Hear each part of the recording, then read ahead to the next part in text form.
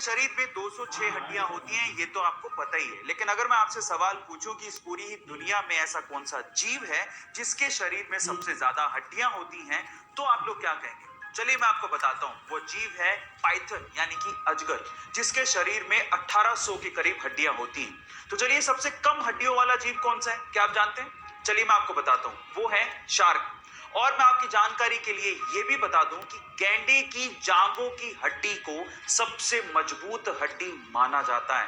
Guys, आपको हड्डियों के ये फैक्ट्स कैसे लगे चैट सेक्शन में जरूर लिखिएगा। तो किसी ढलान पर रख दिया जाए तो वो तुरंत लुढ़क जाएगा, लेकिन चेन्नई के महाबलीपुरम में 45 डिग्री की ढलान पे एक 200 टन वजनी और 20 फीट ऊंची रोक कितने ही 100 सालों से उसी ढलान पे बिना लुढ़के वहीं के वहीं टिकी हुई है। ना जाने कैसे और इसके पीछे का क्या रहस्य है, कोई नहीं जानता। 1908 में चेन्नई के गवर्नर ने उसी बड़ी रॉक को 7 हाथियों से खिंचवाने की कोशिश करी, लेकिन हाथी हार मान गए। पर वो रॉक अपनी जगह से टस से मस नहीं हुई। गाइस, उस रॉक का नाम है कृष्णा बटर बोल। आपको इस रहस्यमयी बोल के बारे में जान के कैसा लगा? महंगा दांत किसका था और वो कितने में बिका था? चलिए मैं आपको बताता हूं। इस दुनिया का सबसे महंगा दांत बिका था सर आइजैक न्यूटन का, जिसे सन 1816 में लगभग $3633 में बेचा गया था।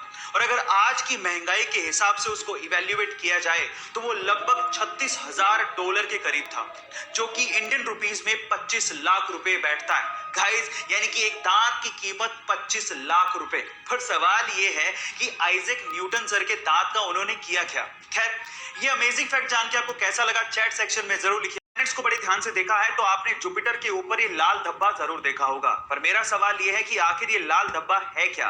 नहीं, ये कोई लाल चट्टान नहीं है, बल्कि ये 350 सालों तक, जी आप ठीक सुन रहे हैं, 350 सालों तक एक्टिव रहने वाला एक तूफान है।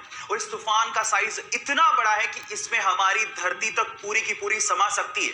गाइस, ये ह्यूमंस की जानकारी के हिसाब से अब तक का सबसे लंबा एक्टिव रहने वाला तूफान है। अर्थ पर 1994 में हैरिकेन जोन्स नामक एक तूफान आया था, जो कि मात्र 31 दिनों तक ही एक्टिव था, जबकि ये तूफान 350 सालों से जुपिटर के ऊपर एक्टिव है। गाइस, आपको ये फैक्ट जान के कैसा लगा चैट सेक्शन में जरूर लिखिए। अगर हम उनकी साइकोलॉजी को समझ लें तो शायद उन्हें समझना थोड़ा आसान हो जाए।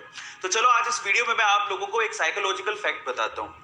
कुछ ऐसे लोग होते हैं जो कि बार बार अपनी बातों में ये बात कहते हैं, सच कहूं तो, और ऐसे अपनी बात को वो शुरू करते हैं और ऐसी सिमिलर वर्ड्स वो इस्तेमाल करते हैं। जो लोग सच कहूं तो ऐसे वर्ड्स इस्तेमाल करते हैं, उनके झूठ बोलने की संभावना सबसे ज्यादा होती है। गाइस, क्या आप इस साइकोलॉजिकल फैक्ट से इत्तेफाक रखते हैं? चैट सेक्शन में जरूर लिखिएगा।